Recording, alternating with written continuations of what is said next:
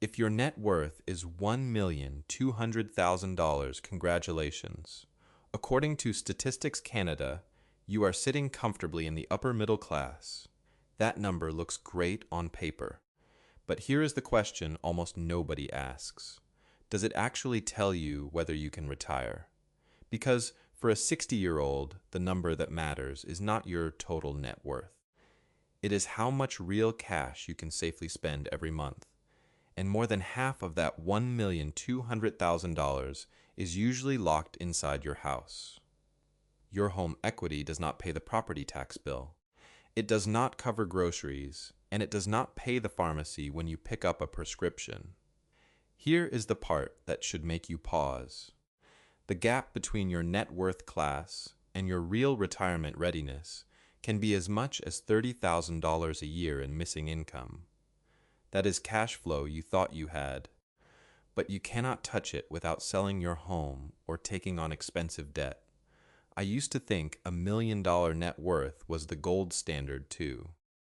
Then I sat down and ran the numbers on real households, and what I found changed how I look at every one of these class rankings. So let me do two things with you.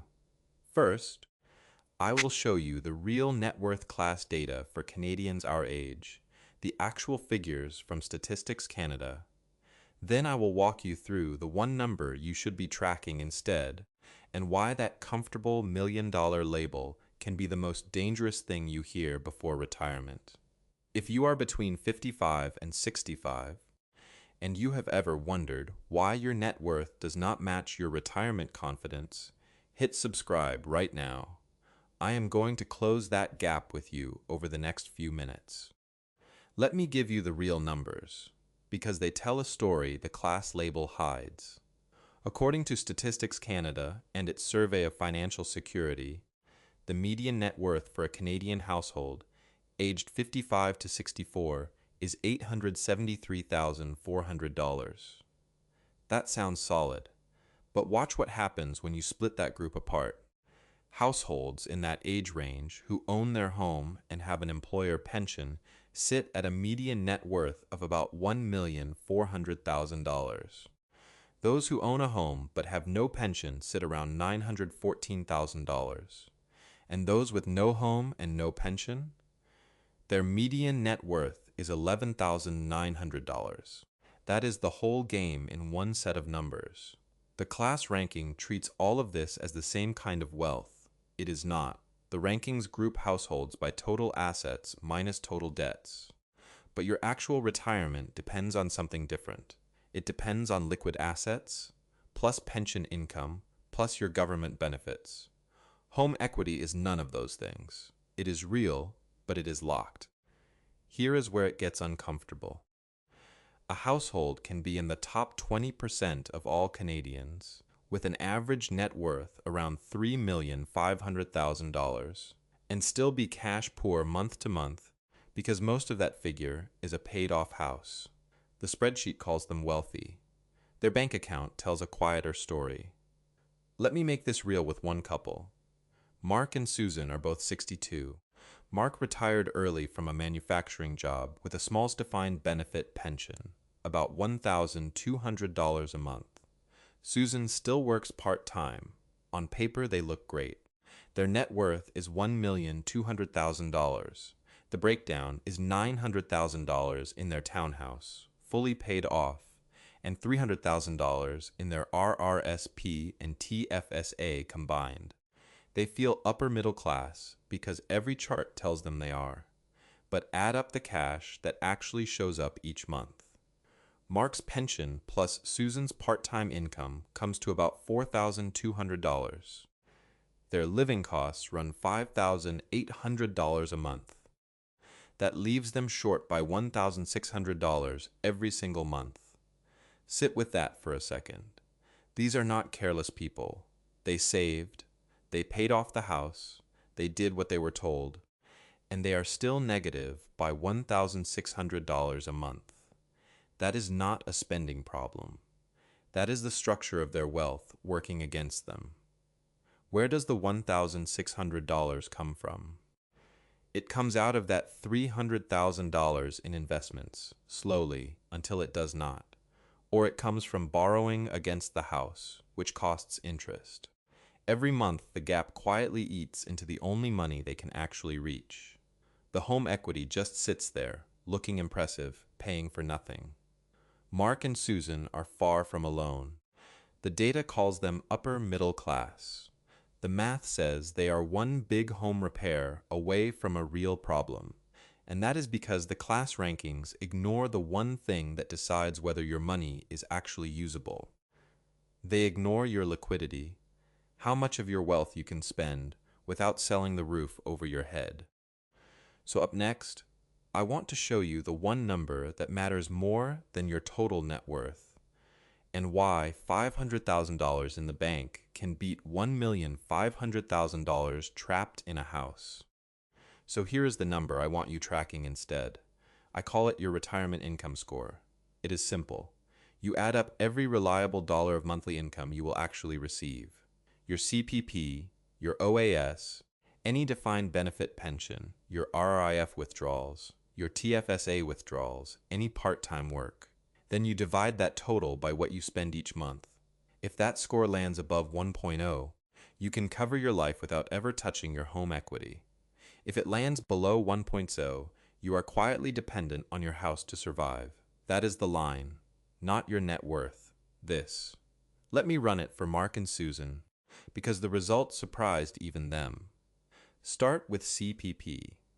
Between the two of them, realistically, they are looking at roughly $1,350 a month combined, since neither hit the maximum contribution every year. The maximum CPP at 65 is $1,433 a month for one person, but almost nobody gets the full amount. Then OAS, at about $727 a month each, gives them another $1,454.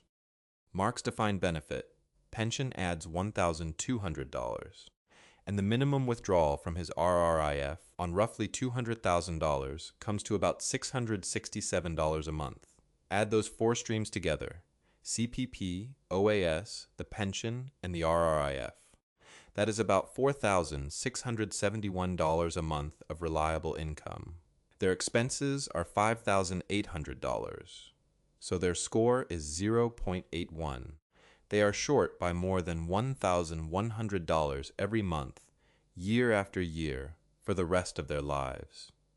And that shortfall has to come from somewhere. It comes out of the house. That is the trap in plain numbers.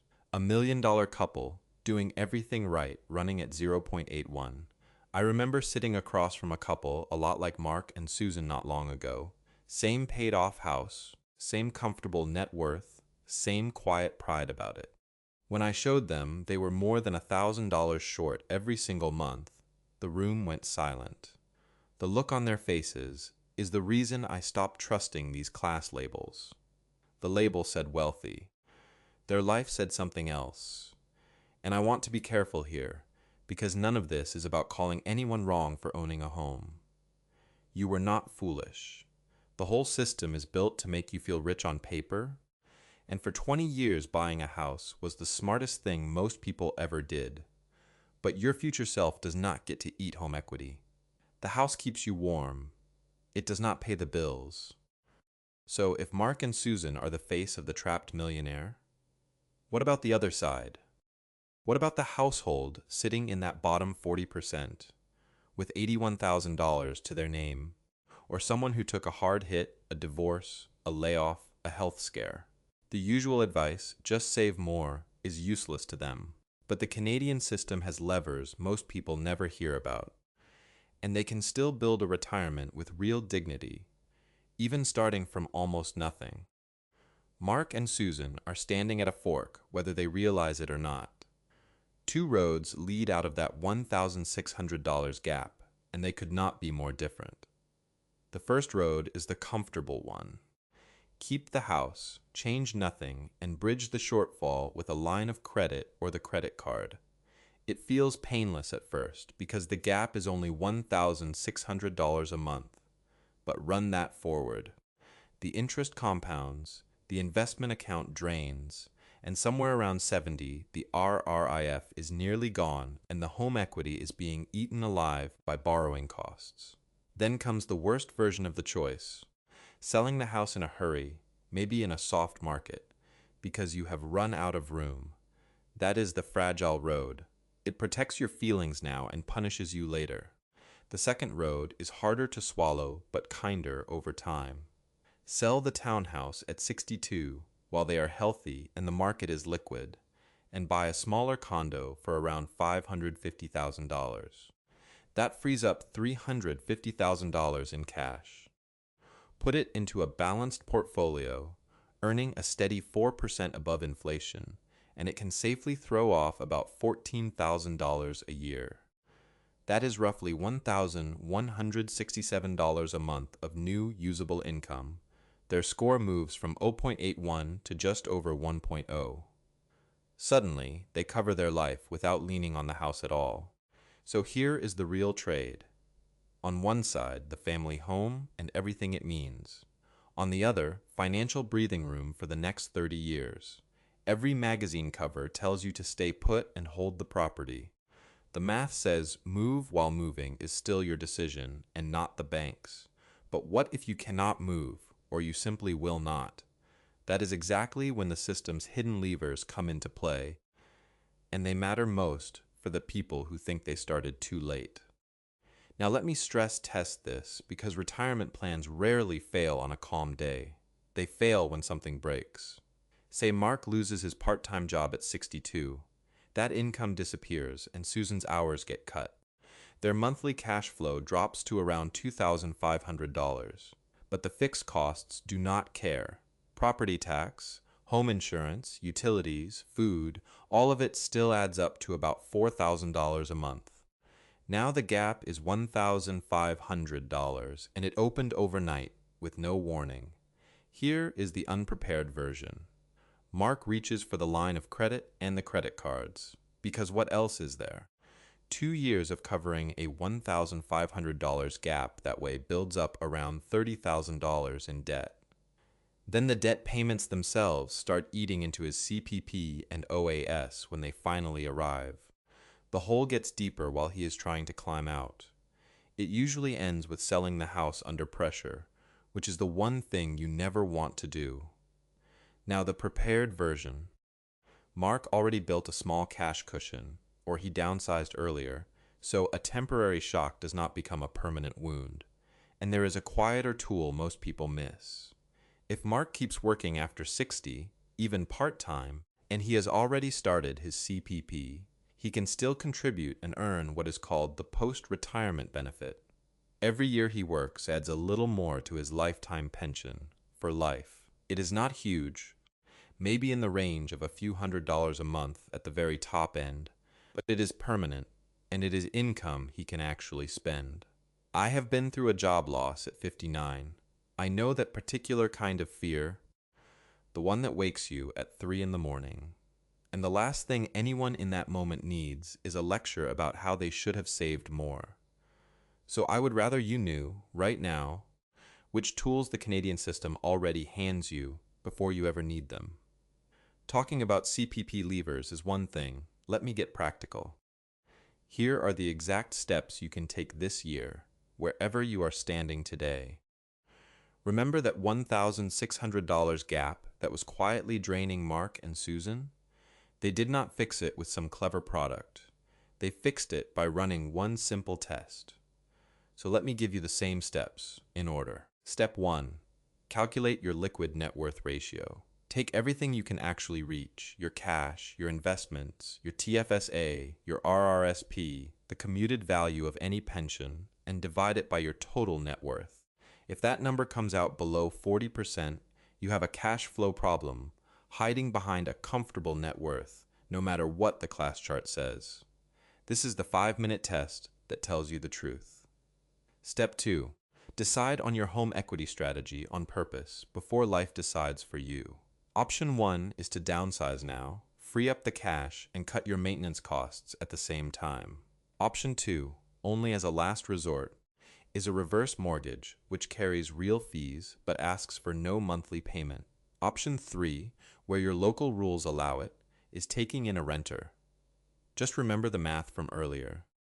Freeing up $350,000 and drawing 4% gives you about $14,000 a year of income the house was never going to pay you. Step 3. Squeeze every dollar out of the government benefits you have already paid for. If you can afford to wait, deferring your CPP to 70 raises it by 42% for life. If your income is low, around $25,560 a year or less for a single senior, look hard at the Guaranteed Income Supplement, the GIS, because many people who qualify never apply, and watch the OAS clawback. If your net income climbs above $90,997, the government starts taking your OAS back, 15 cents on every dollar over that line. Step 4. Use your TFSA as your quiet weapon. Money you pull from a TFSA does not count as income. It will not trigger the OAS clawback, and it will not reduce your GIS. That makes it the most flexible dollar you own in retirement. Here is one number to hold on to. If you are 62 with $100,000 in a TFSA and you withdraw 4% a year, that is $4,000 completely tax-free, enough to cover a month of rent in a lot of this country, without moving you 1 inch closer to any clawback. 4 steps. None of them require you to be wealthy. They just require you to look at the right number. If all of this is so clear on paper, why do so few people act on it? The answer is not money. It is identity. There is a quirk in how our minds work. We overvalue the things we already own, and we overvalue our home most of all. The house stops being an asset and becomes part of who we are. I am a homeowner. I am a millionaire on paper. Selling it does not feel like a smart financial move. It feels like a demotion, like handing back a piece of your status. And I want to say plainly, that feeling is completely normal. Your home is your sanctuary. It is where you raised your kids and where the holidays happen. For 20 years, the market told you correctly that home equity was the smartest place your money could sit. So of course, it is hard to let go. Nobody should feel foolish for that. But retirement quietly changes the rules. The game stops being about how high your net worth can climb. It becomes about how reliably you can cover next month. You stop being a net worth accumulator, and you become a cash flow manager, whether you choose the title or not. Here is a simple way to test where you really stand. Ask yourself this: if I sold this house and rented for the next 30 years, would I have more spending money each month or less? For a lot of people our age, the honest answer is more, and that answer is uncomfortable precisely because it is true. I used to be the guy quietly bragging about my home equity. I thought I had it all figured out. Then I ran the real numbers on my own situation and saw it plainly.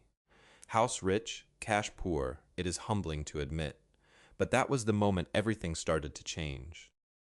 We started with a simple question. What net worth puts you in the upper, middle, or lower class in Canada? And the honest answer is, it depends on which number you are measuring. If you measure static net worth, a paid-off house makes you look wealthy. If you measure retirement income, the picture can flip completely. Because the real class divide in retirement is not between rich and poor on a spreadsheet. It is between the people who can cover their expenses without touching their house and the people who cannot. The data is clear that a lot of so-called upper middle class households are quietly fragile, running below that 1.0 score, draining the only money they can reach. But you saw the path out. Run your liquid ratio, make a deliberate choice about your home, and use every government lever you have already paid into.